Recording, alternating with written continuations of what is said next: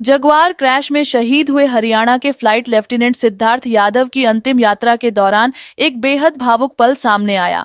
उनकी मंगेतर सानिया का एक वीडियो वायरल हो रहा है जिसमें वो सिद्धार्थ के पार्थिव शरीर से लिपटी रोती नजर आ रही हैं।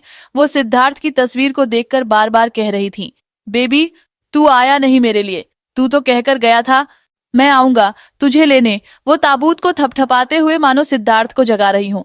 ये पल तब का है जब सिद्धार्थ की पार्थिव देह रेवाड़ी के सेक्टर 18 स्थित नए घर पहुंचाई गई थी।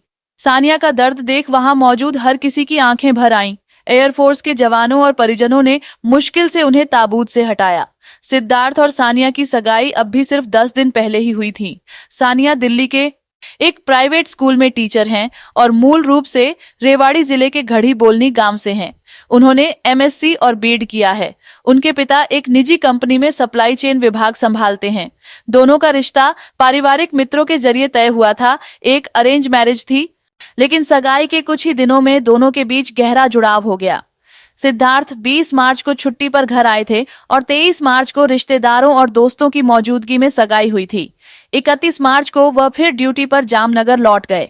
2 अप्रैल की रात को वे अपने को पायलट मनोज के साथ फाइटर जेट जगुआर लेकर नाइट मिशन पर निकले, लेकिन रास्ते में विमान क्रैश हो गया और सिद्धार्थ शहीद हो गए। सिद्धार्थ और सानिया की शादी 2 नवंबर को तय थी। घर में तैयारियां जोरों पर थीं। शादी के लिए ही परिवार ने रेवाड़ी के सेक्टर 18 में नया घर खरीदा था, लेकिन उस घर में दुल्हन की डोली की जगह शहीद की पार्थिव देह आई। सिद्धार्थ देशभक्ति की मिसाल थे। वे परिवार की चौथी पीढ़ी थे जो सेना में सेवा दे रहे थे। उनके परदादा डालूराम ब्रिटिश शासन के समय बंगाल इंजीनियर्स में थे।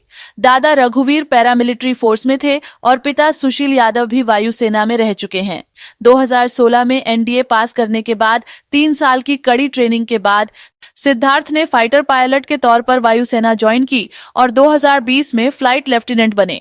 2 अप्रैल की रात जब विमान क्रैश हुआ, सिद्धार्थ ने अपने को पायलट को समय रहते इजेक्ट कर दिया। वे खुद भी बच सकते थे, लेकिन विमान को आबादी से दूर ले जाने की कोशिश में अपनी जान कुर्बान कर दी।